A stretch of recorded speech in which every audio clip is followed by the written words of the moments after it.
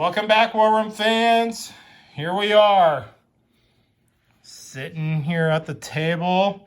Bryce and I have decided to come up with a new segment on the channel. I don't know. I'll let you guys decide what it's called. I was calling it, I think, the Officers Lounge, or we'll call it the War Academy. But basically, this segment, when we'll probably do it maybe every 3-5 months, we're going through the Board Game Geek forums, looking at interesting conversations, things guys have posted on Board Game Geek, and we're going to talk about them and lay them out on the board if necessary. So we're looking through the Board Game Geek forum right now, deciding which topics we want to talk about. So we'll be right back. I'm back, guys. I prematurely cut off my fellow commander here. So he wants to say something. So the other thing I'd like to throw out there is we would like to entertain questions, strategies, complaints about our videos. We want to engage in a vigorous debate about certain things. We recognize that everybody operates through their own lens, their own bias. So we certainly would like to engage in any vigorous discussions, because at the end of the day, we love wargaming, and we love talking about strategy, and we love talking about tactics. And so the purpose of this, or at least from my perspective, the purpose of this video, aside from some of our other videos we're actually showing our games, is to actually just engage in discussion. Have fun with the discussions. We're going to go through the Board Game Geek discussions in here and just give our perspective on things. And so please, what I'm after anyway, is I would love to see comments that oppose my opinion, or augment my opinion, or add to my opinion, or show me something in a different way, because that's what I love about wargaming, and that's quite frankly what I love about War Room in if you want to use a metaphor in the terms of the hidden movement, is you see things after the movements are revealed that you just didn't anticipate, and that's what I love about wargaming. So please, please, please send your comments. Send your adorations, send your hate mail, whatever. I love it. I want to see it. And so, and I promise we will respond. So anyway, I pass it back to you. Let's get this thing started. Yes. Okay. I feel compelled, as the CEO of War Room Payne State, to issue this disclaimer. I do not agree or disagree with anything Bryce just said, so don't take it out on me. We'll be right back. Very good question. Okay, guys, we're back. So first up, who brought this interesting discussion point up? Let's give proper credit. So I'm looking at Board Game Geek, and the first one that I saw was from a guy called Chris Kubik, or Kubik. Kubik? Are you out there, buddy? And it says, I'm a little curious and perhaps a little baffled as to the exact purpose of neutrals in the game. I get that you can trade with them, but the question is, why would you attack them, as it means you can't trade with them after that? What is the benefit of controlling a neutral? Is it just strategic positioning? I feel like I'm missing something. And that, I think that's the perfect thing to start this discussion on. Because in this game, neutrals are interesting. So let's talk about neutrals. Okay, so there's another thread in there, and if you back out of that from Chris's discussion, there's another thing just about neutrals, how they trade. So it's a two-pronged discussion. Well, and I will say that a response to this person was that you actually can trade with them. So I do want to put that before we get into it. That trading question is not correct. You can actually trade with them. Okay. But let's go to the meat of it, which is, why would you attack a neutral? Okay, let's just get to the real nub of it, okay? There's 2 reasons to invade a neutral, okay? So we have to define the neutrals. So we have Sweden. We have Spain down here. Yes, we still have the board set up from last game. Turkey, Arabia. Okay, those are called standard neutrals. Now remember the rules of the game, guys. Against a standard neutral, Sweden's a standard neutral. Anybody who owns a territory next to a standard neutral can trade with them. If you have troops, okay, so let's say down here in Arabia, okay, this is a good example of that. Notice Egypt, Middle East are adjacent to Arabia. But if the Axis control Egypt, because of this little blip right here, which was another discussion on the game, Geek, you technically can trade with Arabia because the Axis control Egypt. So they can trade with Arabia. British controlled Middle East, they can trade with Arabia. Okay? Now let's go over here, and it's only really in the Western Hemisphere. Let's just go straight to Mexico. Mexico, notice there's shades of green, all these territories in shade of green. They're called pro-ally. Okay? Pro-allied countries will only trade with the allies unless you conquer them. So if some insane scenario happens that Germany or Japan takes Mexico, then Mexico will trade with the Axis powers. That's the only way a pro-allied nation in these green countries will trade with an Axis power. Now, notice down here, though, Venezuela, Colombia. These are standard neutrals. So one of the things if you've been watching our games, why are we always fighting this seems like Venezuela sub-battle? Well, it's because if Germany has subs in A12, they can trade oil from Venezuela because they have a combat unit next to them. Okay? So until Italy or Germany takes Egypt, the only way they can trade oil is over on the Venezuela side, having those subs down there. That's why we always seem to have that Venezuela battle. So that's the rundown of the neutrals. Okay? Now, why would you invade a neutral? Interesting question. That's the question, though, that really is at the heart of the matter. So, why would anybody ever invade Sweden? I have no clue. Because if, let's say, the Allies control Finland and Norway, or just one of them, they can trade iron out of Sweden. But they don't need to trade iron out of Sweden because they can get out of Mexico. So, would you agree that's pointless? Yeah, if we just get down to the original question from Chris, which is... Same thing with Spain. Why would you invade a neutral? And honestly, I think the short answer is you wouldn't.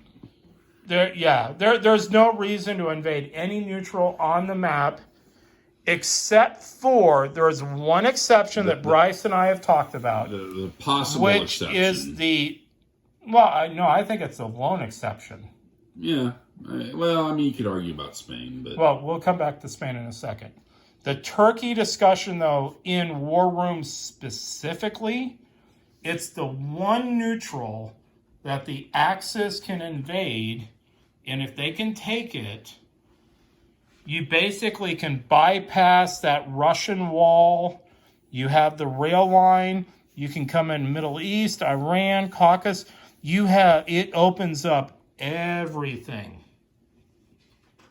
That's the one neutral. But we tried that one game, didn't you, Bryce? Yeah, I tried it, but it was a miserable failure because I didn't bring in enough troops. Because, the thing about it is with the neutrals, you kind of look and you sit there and say, oh, they get a plane, 2 artillery, and 6 infantry. Let's zoom it in here a little bit. Because remember, guys, down here, 6 infantry, 2 artillery, and a fighter. And kind of like your initial reaction to that is, oh, that's not a lot of troops. But actually, when it goes down to, oh, no, I want to take Turkey, I want to actually defeat the country.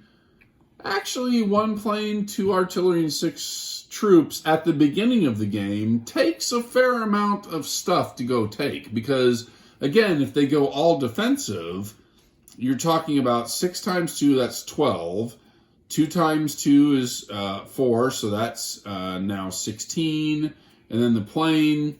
So you're talking about you have to deliver over 16 hits to take it. So you have to actually bring in a fair amount of troops to do it. Yeah. You can't just do it with a few and I would infantry agree. On the initial, we wiped the board because we had the old game up. But the initial troops in the Balkans and Romania, they're the only ones that can get in here. Yeah. They don't have that much. So it's not like you're going to come in with this overwhelming amount of firepower into Turkey on turn 1. Yeah. It's almost like you have to bring in a little bit of supplement of you have to like build up for turn 2, which, then you go into the whole, well, what am I doing up here? Do I really want to waste a turn? And then it's almost like at a certain point you go, screw the Turkey plan. Yeah. It's almost like you have to come up with the plan, which I've said numerous times in videos. Bryce and I have talked about it. Once you come up with the plan at the beginning of the game, that's your plan. You move forward with the plan, hell-bent. That's what you do. So if the plan is, we're going to do the Turkey Gambit, it's almost like the Axis, Germany and Italy have to combine their forces and come in on turn 2. But that also means they're going to have to bring some forces out of probably Poland, maybe Germany. Hope Russia is not being aggressive up here. You're going to have to build some forces. You're going to have to come in. You have to come in with 30 on the ground. But it's not 30 on the ground because you supplemented half of it with the air. You need to bring ground. Yeah, you got to bring some ground. You got to bring the ground because that way you can take it. So you have Turkey. That's the one, big neutral that you might want to take. The other is Spain, I guess. Okay. But Spain doesn't have the same value in War Room that it has in Global 1940. So I think in War Room, the only neutral country that really comes into play is Turkey. Yeah, that's the only country you want to actually maybe conquer. Is it worth it? It does give the Axis, access to the Middle East in Iran. That could really screw up the British player. But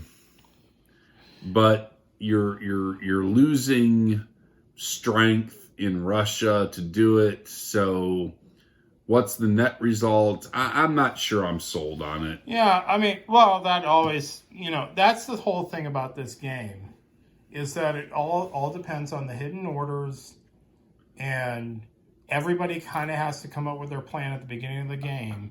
So like if Russia goes, well, we're going turtle, then the Turkey move might work. If Russia comes out and says on turn 1, we're going aggressive, and you're going, well, I'm going Turkey, which means you're going defensive on that first turn, they might catch you off guard and come into Belarus or the Ukraine. Now, the last thing we're going to point out about this on this particular subject, the whole thing about Spain is, and because a lot of our guys on the channel are Global 40 guys. The big thing about the break the Spanish neutral rule in Global 40 is because remember when General Hand Grenade made his big video about how to chain convoys? Spain was basically you move your transports out, move transports in, drop guys in. Transports out, transports in, drop into Spain. The United States could make Spain a fortress in 1940. the way the sea zones now are laid out, the United States cannot do that. So it's almost like Spain, because of the geography of the map, is no longer in play. You're better off if you're the Allied player up at A6. That's where you want to be. A3, that's where you want to be. You don't want to be down in A15. Because remember, Spain is only on A15. It's 2 moves to come over. So if you guys if you have guys in Canada, A2, A7, A2, A3, come off, A7, next turn, do you want to be in A15 or A6? Now, in the big picture, you always want to be in A6 because you threaten 4 territories. Unless you're doing the Italian push, you don't want to be in A15. You want to be in A6 or A3. So the Spanish plan from Global 40, which was a big move in Global 40, has been removed. It's not available in War Room. Yeah. I think That's the bottom line. The last thing I want to say about just attacking neutrals is... well, what about Mongolia? Well, so... The dreaded Mongolians. You know, the thing about any war game is you have to balance playability versus history, right?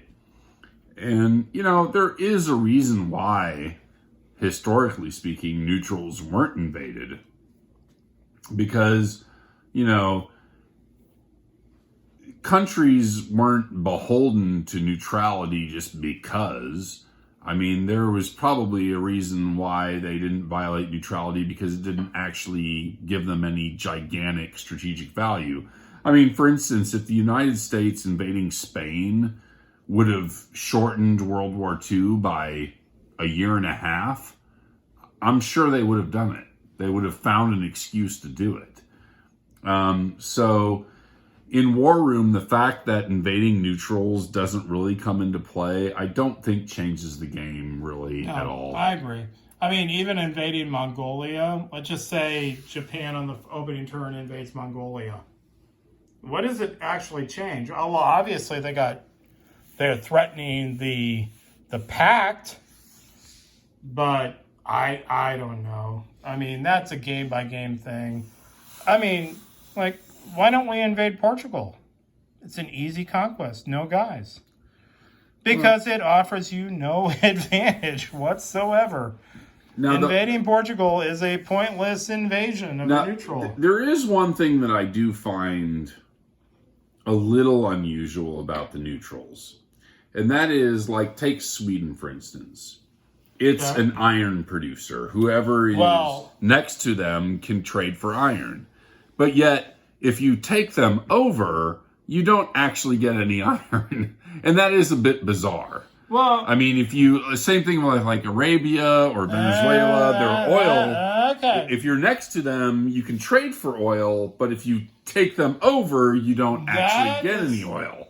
And that is weird. Interesting, because you see, Penn State War Room is on top of this. If you go back to like video 17, I talked about that, where it seemed odd that, yes, Sweden produces no resources, yet trades iron. No. So I offered... It's weird, but... that if you take Sweden, you get X amount of iron for holding the territory, even though it's not on the territory card. I got roundly shot down as a alarmist hysterist, but that's okay. It is a bit weird. It is weird that you can take over Arabia down here, which trades oil, yet conquering Arabia gives you no oil. And that is strange. You have to trade to get the oil. So then that just brings me back to Chris's question. Is there any point in attacking neutrals? And my answer is no. 15 minutes later, coming up on the 16-minute mark, we have determined, Chris, there is no reason to ever invade a neutral. Except maybe Turkey. Okay, guys, we're back. So Kevin, this Amorpheus Kevin out there in the netherworld, has brought up about convoy writing. And this is just a rules discussion. So let's just briefly talk about convoy raiding and how it actually works. So there's 2 types of convoys in the game.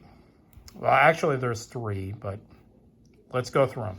The first type of convoy is the cluster, where we see 3 yellows, a blue, and a red. Well, okay? You're talking about just these 3? Yeah, these 3. And there's only 3 of them. Yeah, there's only 3 of them, which is interesting in itself, which we'll get to. Okay, but the whole point is, let's say you go into the A9 cluster, and you get 2 rolls, okay? To answer Kevin's question is, I get 2 rolls. I roll a yellow, and I roll a blue. You kill 3 OSRs from the United States, and you kill 1 iron from the United States. So anything in a cluster, that's what you kill, okay? And the flag is Yes, where you take it is from. from the territory. So that would be Great take it from Britain. Britain. That's America, okay? Now, these are the Atlantic convoys, okay? Now, let's go to the other types of clusters. You have this one. So you have 2 subs in A10. You roll 2 dice. You roll a blue and, let's say, a white, which is a miss. So you kill 1 iron. That's all you can kill. You can only kill 1 OSR, 1 iron, 1 oil. Same thing down here, okay? Now, so that's the common convoys on the European map. Look at M2. You have 2 subs in M2. You have a bunch of there's 4 convoys you could attack. So before the convoy attack happens, you have to say, I'm going after this one with 1 sub and this one with 1 sub. So the 1 sub up here has to roll a yellow or a blue or a black. This one has to roll a blue or a black, okay? And you can only kill what's in the cluster. So if you attack, let's say, this cluster with 4 subs, and you roll, let's just say you roll crazy. You roll 4 blues. You only kill 1 guy up there. Now, the difference, though, is, so that's how the attacks work on the European map. When we switch over here, though, to the Pacific map, notice right in this zone right here, okay, we have 3 convoy clusters, but they're all interlooping. They're all in. For some reason on the map, they decided to leave it like this and not make it like the Atlantic convoys. So if you have a sub in here, you're attacking all 3 clusters because they're all connected. If you roll a yellow, you kill 3 OSR. Notice down here in Java, a double cluster connected. You roll a red or a black, you kill 2 oil. Same thing in P0. Notice P0, 3 clusters, all interconnected. You roll a yellow or a blue, you kill 3 of each, okay? So that's how the convoy attacks work. So hopefully that answers Kevin's question on how attacking these convoys works out, because there is a difference between the Pacific map and the European map. The Pacific map has a lot of these connected clusters, whereas the European map, if you start looking at the clusters, they're all individualized. They're not clustered up.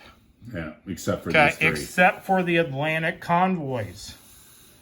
Okay? It is a bit weird. But it is a bit weird. The only exception is here in A4. You've got these 2 that are connected. Yeah, in the Atlantic map, that's the only exception is of an A4. You have 2 connected convoys. And then by Iran, you have the 2 oil out of the Middle East connected. Oh, that is correct. So down here in Iran, notice down in the Persian Gulf. These are connected. Yeah, you got 2 oil resources connected. So if you had a sub or another surface ship here, you could, if Yeah. you roll 1 red, you kill 2 oil. If you roll a red or a black, you're going to destroy both oil. Okay? Now, that's just the rules of convoying. The whole strategy behind convoying and the whole fairness of convoying versus strategic bombing, that's a different argument. Okay, sir, we're shutting down the argument. We'll be back. Okay, guys, we're back. So, we've been going through this, and who brought up this thread? It was Thomas Hidalgo. Thomas Hidalgo. Shout out to you, Thomas. We're looking at your thread about the whole neutrality pact, the Russian-Japanese neutrality. Now, I have to say, I pointed this out in like video 2, that I find it very interesting in a 32-page rulebook. The entire page, one whole page, is devoted to this neutrality pact. Now, that's crazy. I've always stated that. There's way too many rules on this thing. But what was it that Thomas was pointing out?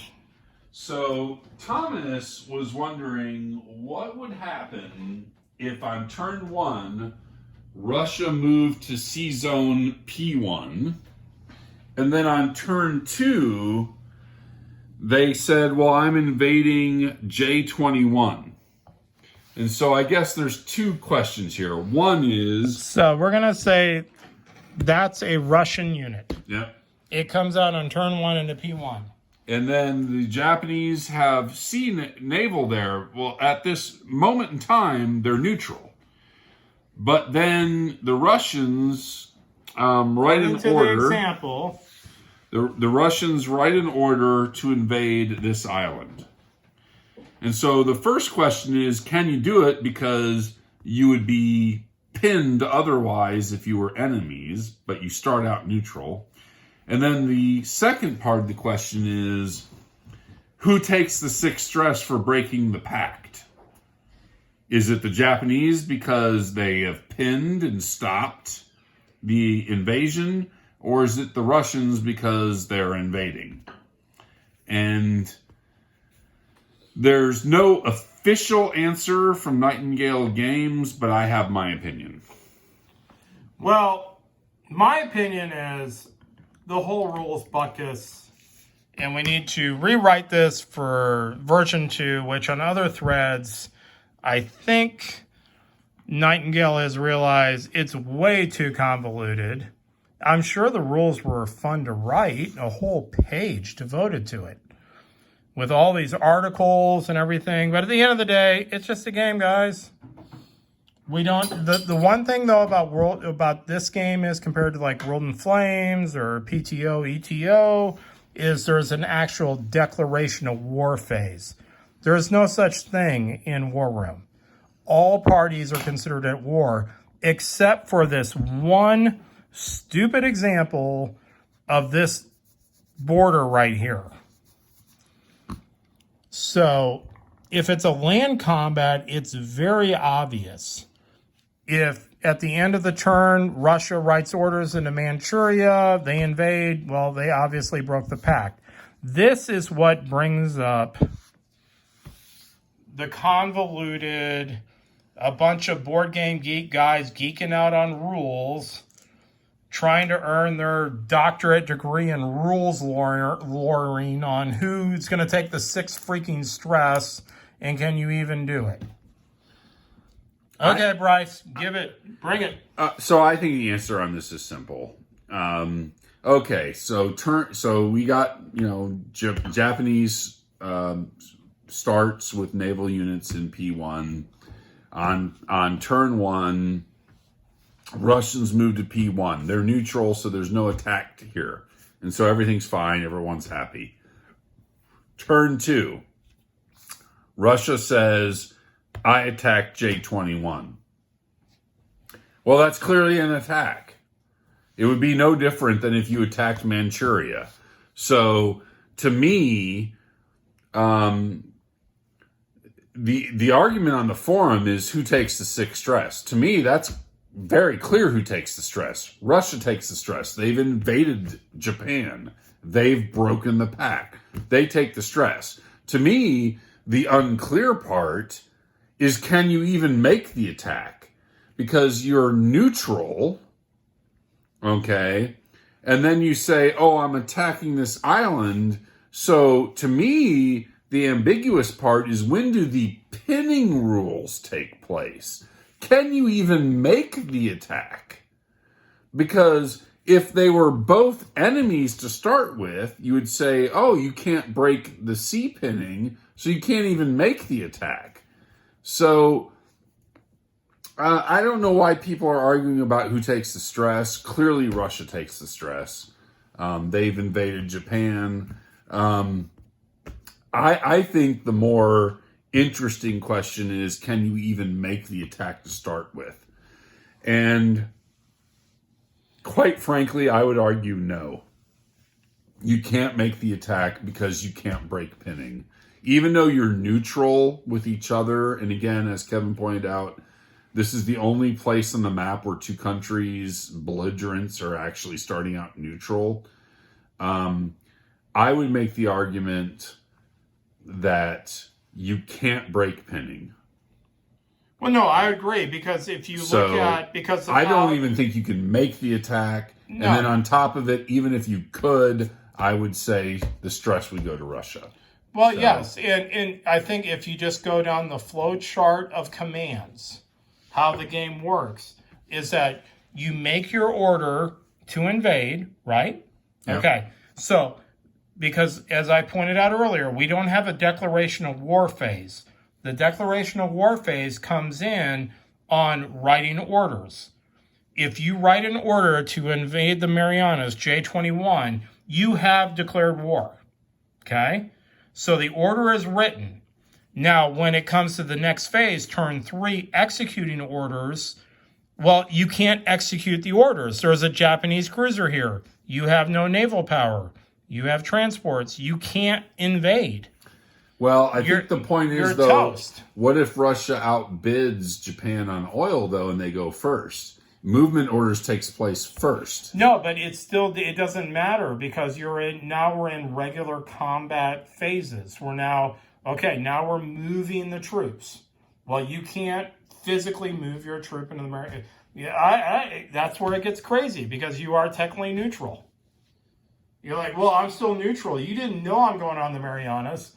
Well, dude, you're like 4 miles off the coast of J21, and I see landing craft. We're still neutral? Well, when does neutrality get broke? Our cruiser can't attack you? And that's no, you can't attack me until I'm actually on the Marianas. Then you can attack me. Well, and again, that goes back to my statement is on BoardGame Geek, they're arguing about who takes the stress. Yeah.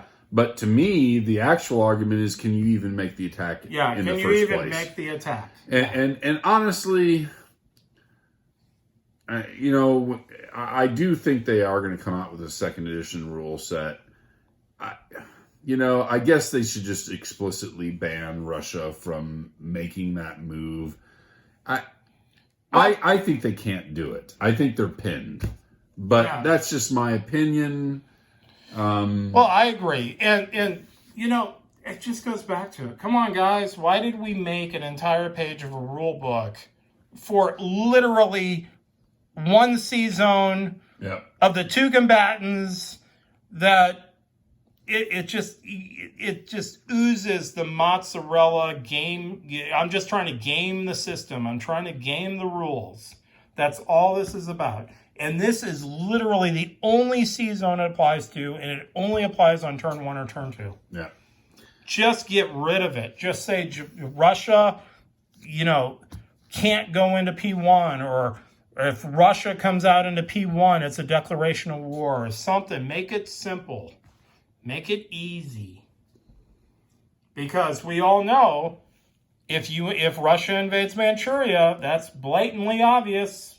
There's nothing Japan can do. It's because of the rules of the game that it brings it up, which is the pinning of naval units. Yep. That's the only reason why the discussion is coming up. Yep. It just comes down to, strictly speaking, when does pinning in this one case, because they start out neutral, when does pinning technically take place? Yep. And I would say that the second you decide to invade, pinning is now applied. Correct. I would agree with that. And you can sit there and say, well, okay, if that's the case, then Japan is the aggressor. They've pinned, and so Japan should take the stress for, pinning. But I would say, well, no, that's not true, though, because the only reason why Japan is pinning is because Russia wrote the order to invade. Well, come on, man. I mean, they're just hanging out over here. I mean, they're right off the islands. They were just they were deep sea fishing, and these guys showed up and attacked them. But you know what? If you guys, this is ridiculous. If people the are Russians are clearly cool. If you disagree with us, then you know what? You need to make it a house rule, so that both sides know what the house rule is. I just, personally... Who brought this up again, by the way? Thomas. We see, ultimately, though, here's what okay, guys. Here's what I suspect. Is the main reason why Thomas wants the ability for Russia to come off and get on the Marianas on turn 2, and Japan can't stop them, is because that's where all the American bombers land on turn 3. Probably. That's what it's always about. Always follow, as they say in politics, follow the money. In War Room or any game, follow the tactics. The whole idea is to get American bombers on J-21 to strap bomb Japan. That's what it's always about, what it will always be about. That's what all these stupid rules, Stalin rule, Americans coming up in here into Kamchatka, and I can't even pronounce that name. That's what it's always about, guys. Follow the bombers. It's just about getting bombers up here to mess with Japan. So all these allied rules lawyers are coming up with all kinds of ways to get American and British bombers as close to Japan on turn 3 as possible. Just letting you know. Any final thoughts?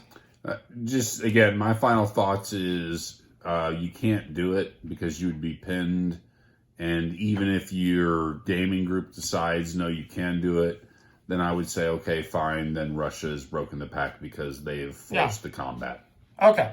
That's how we're going to end this one. We'll be back with another discussion from the Officers Lounge. Okay, guys, we're back again. So we're going to talk about S. Peterson. Mr. Peterson, you've brought up your Cyrod Blood's victory conditions. Bloodbath. The Bloodbath victory conditions. I've read through them. It's an awesome victory condition if we're playing Global 40. Now, of course, the question is it an awesome idea for War Room?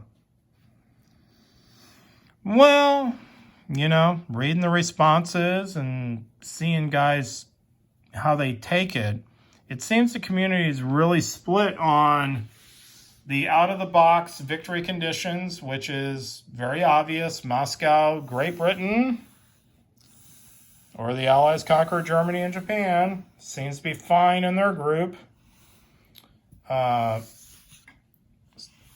whole thing, though, about the bloodbath rules, though, is, I will point out, those are great if you're going out to California playing in his tournament, which I think is coming up in March, if anybody wants to show up for that thing. If you're a big Global 40 guy, I've heard it's an awesome tournament. But I don't think it's appropriate for War Room. Now, I will completely admit that I think Bryce and I are right. I will admit it. That I do think what's missing in War Room is the out-of-the-box rules. It's a Eurocentric war. Everything is about Greater Germany, Moscow, London. That's what it's all about. Japan just hanging out. They got no goals. They got nothing. Okay? So by incorporating the Pacific War scenario rule set into the global, now all of a sudden America has to respect Japan. Japan has more goals than just being an annoyance and trying to expand out as fast as it can. That's just my opinion. I do think it changes up the game, especially the European. The whole thing is, it always comes down to America. If America has to actually respect Japan, it totally changes up the game, because then America has to start splitting builds, focusing in on Japan, whereas I do believe in the out-of-the-box rules. America can pretty much well just put all its firepower against Germany, and after 6 turns, hopefully we have Germany contained and we're going to win the war. And it really doesn't matter what Japan does. What do you think, Bryce? I would agree with that. I mean, now granted, the sample size, statistically speaking, is relatively small. But in the 12, 13, 14 games, we've had 12 official games that we've filmed, I guess, but we've played another 3 or 4 extras. But anyway, if you just play by the out-of-the-box rules, it comes down to you have to take Moscow and Britain. And again, I'm assuming that taking the Eastern United States is never going to happen, because honestly, if the Eastern United States falls, whoever's playing the Allies has no idea what they're doing, and they probably shouldn't be playing war games. Oh, come on, man. But if you're playing the out-of-the-box rules,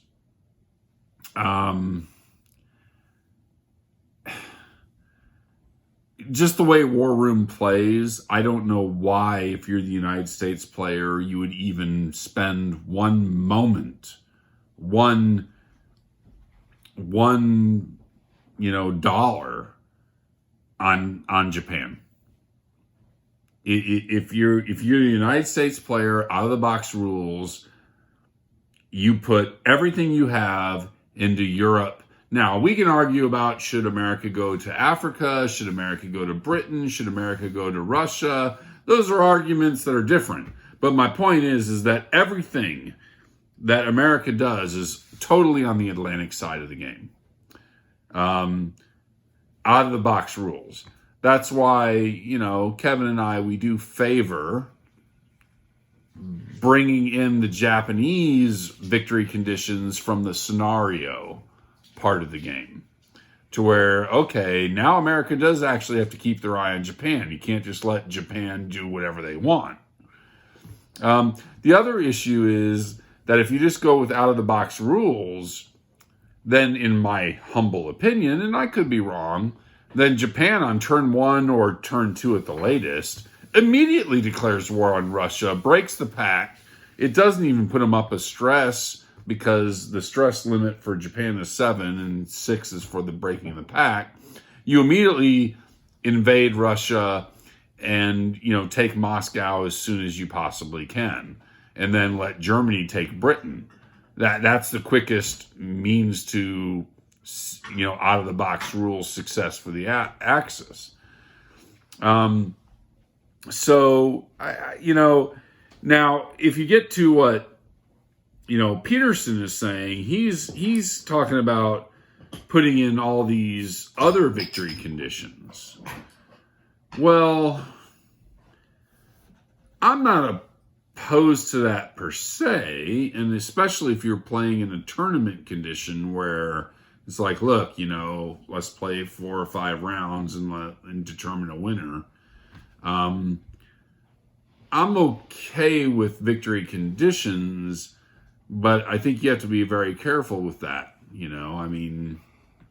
because then the balance can be really pushed one way or the other very easily. So I haven't played with Peterson's actual, what he's calling bloodbath victory conditions, but I'm willing to try it. Yeah, I'd be willing to try. And one thing, though, I will say in defense of that is that if we're in a tournament environment where we're going to play round 1 of the tournament and we have slated 6 hours to play, then the bloodbath conditions might be perfect. Yeah. And I will argue that the initial tournament idea thrown out by Nightingale, which is a total joke, that it's about the who's higher on the stress. Yeah, that doesn't As we work. pointed out, the Axis will never lose. Yeah, that doesn't work. If you play 4 turns, the Axis will never lose a tournament game then. Yeah, stress won't work. Yeah, stress is not a good indicator for tournament rules. It's horrible. Bloodbath, the rules that Peterson pointed out, would probably be a better indicator in a tournament environment where realistically we're getting 4 to maybe 6 turns and then add up victory points and determine the winner. So I guess it's a twofold argument. If we're going to argue about victory conditions for a tournament format, 4 to 6 turns, I think Peterson's rules, which he basically blatantly stole, which is fine. Borrowed. He borrowed. Okay. The Bloodbath rules are great. If you're playing at your house with your friends, I would recommend that you play with the rules that Bryce and I play with, where Japan can actually win the war. Yeah. And because then you, in theory, because Bryce and I, we could literally leave this board up for a month and we could play it out to turn 20 if we needed to. But War Room, as we all know, just like a Global 40, it's never going to get played out that far. But at least it gives Japan the opportunity to win the game. And I do think in Global 40, Japan's ability to win the game is a really seriously balancing factor in the game. And it really does change up the game. And now you could say maybe it's over the top, because one of my arguments on Global 40 always is, well, when the Axis win, who wins? It always seems to be Japan. Germany, never wins Global 40. Yeah. And so maybe it was a little bit over the top for Global 40. But I do think we haven't played enough games with it. I can't come back and say, maybe when we do game recap number 40 and Japan's won 21 in a row, we go, yeah, this is horrible. We got to nix that idea. But we haven't reached that point yet. So that's what we got to say about the idea of using the Bloodbath victory conditions for War Room. Okay, guys, we're back. So here in the officer's lounge after a Heineken or two, looking at the forms. Who brought this one up? Shash's Mail. Shasha's Mail? Shasha's Mail brought up the point of how in the heck do I defend Egypt? Yeah, they said we've played 3 games and Egypt has fallen every time. Okay.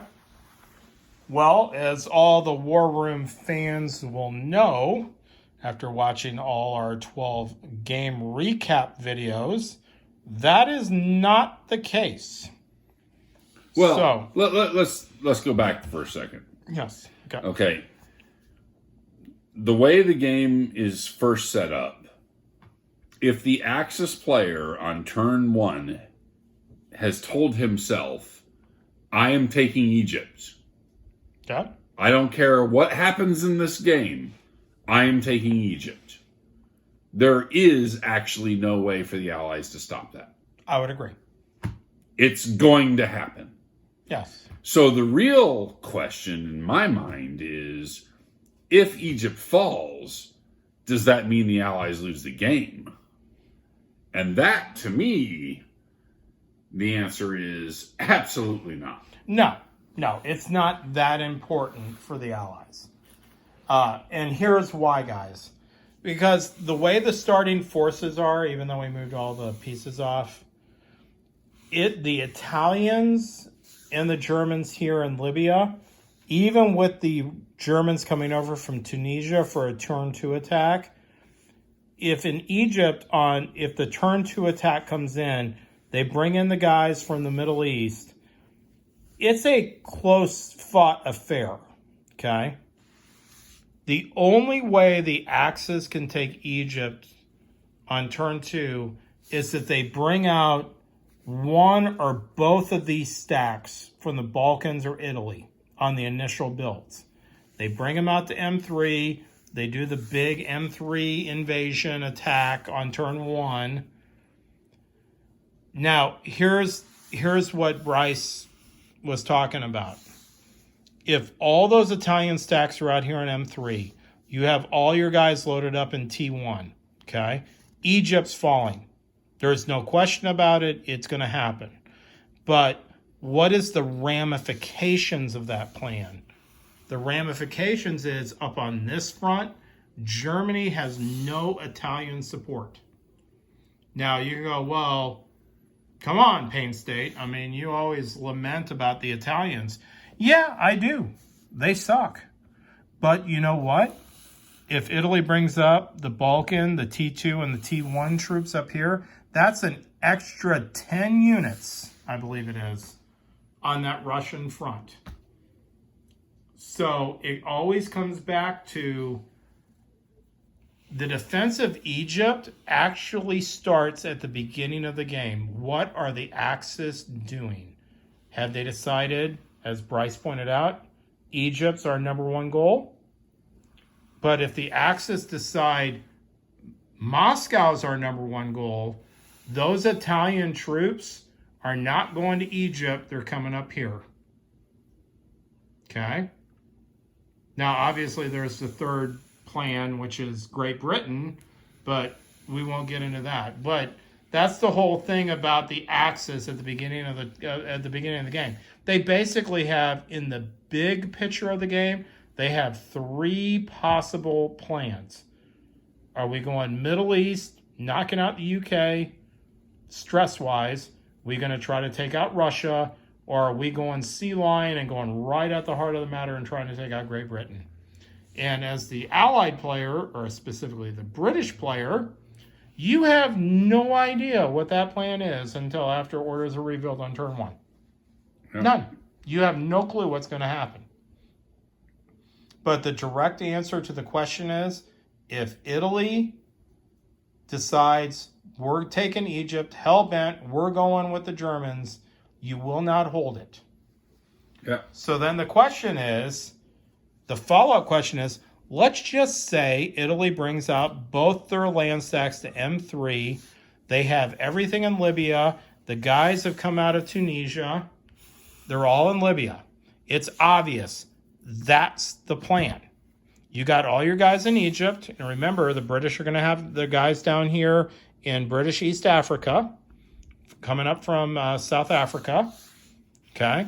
You're going to have your guys in the Middle East, or they're here in Egypt, depending on turn 1 if you brought them in. So you have all your guys here.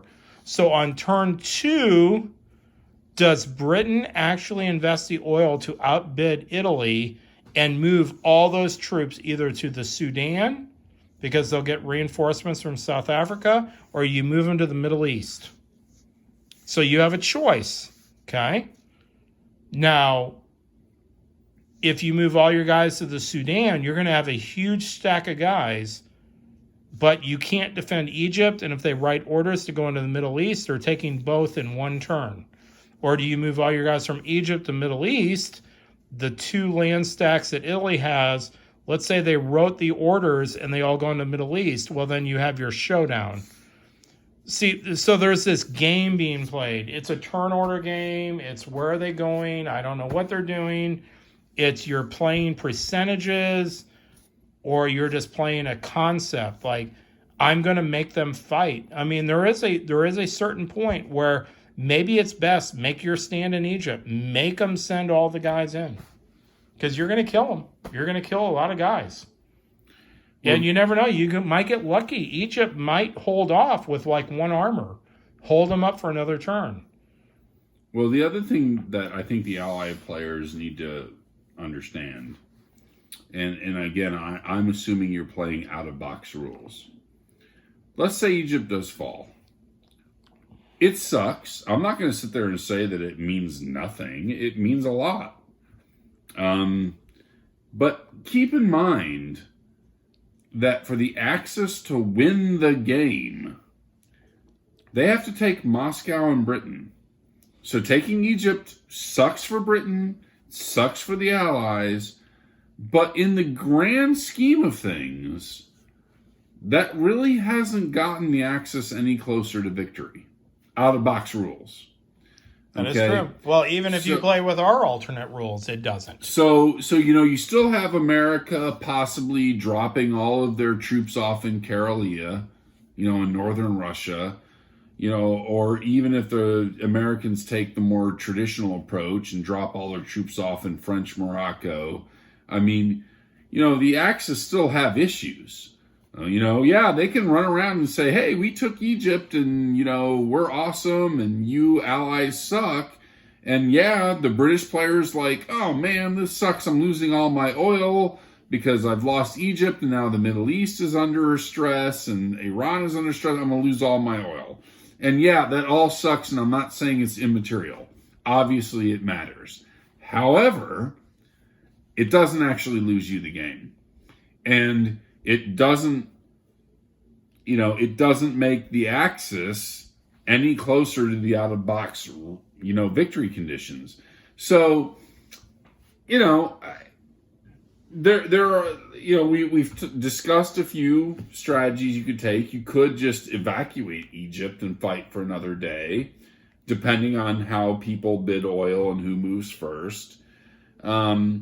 You could just stand and fight. You could bring your I-2 Navy for Britain into M3 and just fight the naval battle and try to stop the naval invasion from Italy in the Balkans. I mean, so there are other things you can try to do to stop it if you choose to. But at the end of the day, if Egypt does fall, it sucks, but it's not the end of the game. Yep, I would agree. And so you have to tailor what you do with the other allies to meet that. I really want to go off on this a little bit, guys, but I don't want to ruin my British series, which is coming up in probably like 4 or 5 days, which will be going live, where I talk about General Hand Grenade's Middle Earth strategy, which is the defense of all these territories, and we talk about that. And my ideas on how to defend Egypt, Middle East, Iran, this area, which is so important because it has 4 oil and also 8 stress. So it's a very important 3 territories for the British. And I'm going to have that video coming up in the next probably 4 or 5 days.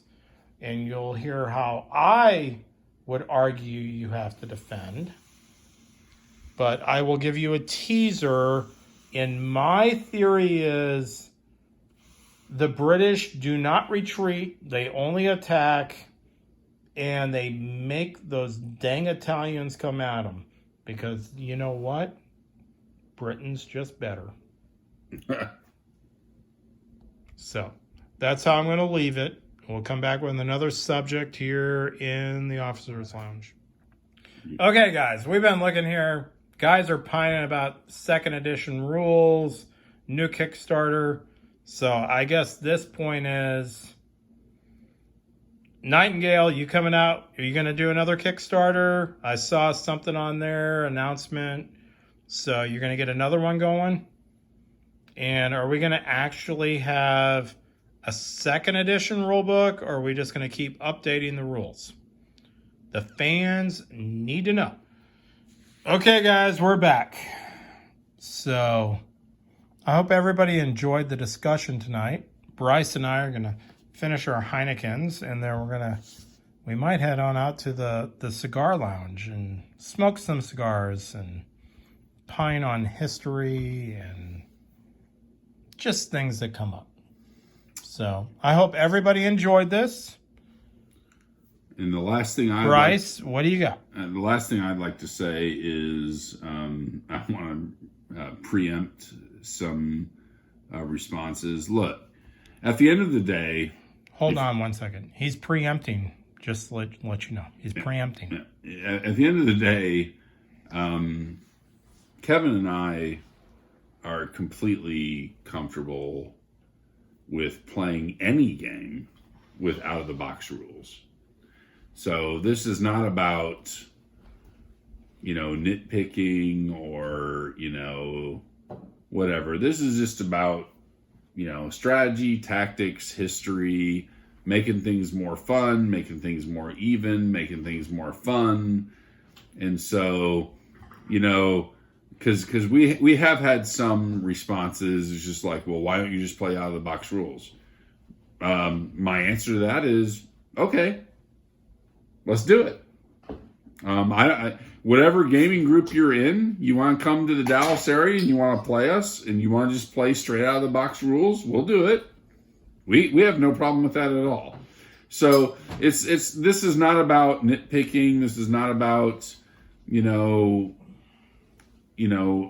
game. We love this game. We love this game. But, we're always about, how can you make it more historical? How can you make it more balanced? We're about all of that. So please give us your comments. Please give us your critiques. Please tell us how crazy and how, nuts we are. We want to hear it all. So bring it on. Wow. Bryce, bring in the heat at the end. So I did get a critique from my 14-year-old twin boys, who I think some of you have seen our video when we were out at the Southern Nationals racing our RC cars. My kids, their critique is, Dad, you have never once asked anybody on your channel to like and subscribe. Oh, I have never actually asked that question. So please, guys, like, subscribe, tell all your friends in your War Room group to come on the channel, subscribe, like the videos. You can like the videos and then in the comments totally flame me, I guess, which is awesome because that's how the YouTube community works, I guess. I don't know. I'm an old guy. So... But yeah, guys, like and subscribe. I really hope you guys enjoy the content. I got a lot of stuff coming up. Me and my sons this weekend. The wife is going to be away. We're gonna really ramp up some War Room production going on some videos. So for the next week or two, you guys are going to be getting a lot of updates, a lot of strategy session talk, a lot of conceptual tactical talks. I don't have any game reports, but we'll be talking about all the fun things we like to talk about. I'm going to finish off the UK. I think I'm going to start up the German thing, the US thing. So we got a lot of fun things coming up, guys, in the next couple weeks. And I'm going to convince Kevin in the next few months to expand this from War Room to Axis and Allies Global to Command and Colors Napoleonics. But that's an argument that Kevin and I are going to wrestle over. There's Axis Empires. There's SPW. Dude, I got a job. I got a wife. I got a life. I mean, if I was 17, I could sit over here every day and we could play every game known to mankind. And we are, because we're nerds. Well, we are nerds, and I would love to play it. Yes, Bryce has a very good collection of games up here. All his excellent Napoleonics. Collection. I mean, discriminating gamer who, unfortunately, I do know he lived just north of me. He loves these GMT games that Bryce has, all these Napoleonics and everything. I sent out an email to GMT about some of the stuff that's out of print, and they never got back to me. So Bryce has an issue with GMT games. So I'm very hot. Maybe we'll bring that up in a different discussion about, industry rumors. I might have to make a sub-channel for War Room. And clowns that own games. Or how Nightingale's out of stock on a bunch of shit. But we'll talk about that later. Right? So, by the way, I'm just looking over here. Has anybody played Escape from Colditz? It's a very good game. I've read a review that it's like the Hasbro's Risk of Europe, that everybody in Europe's played this game. I need to play this one day. Okay, guys. we'll be back. Like and subscribe. You're going to be getting a lot of updates here in the next 2-3 weeks. I got a lot of content coming out. Talk to you guys later. Bye. Bye-bye.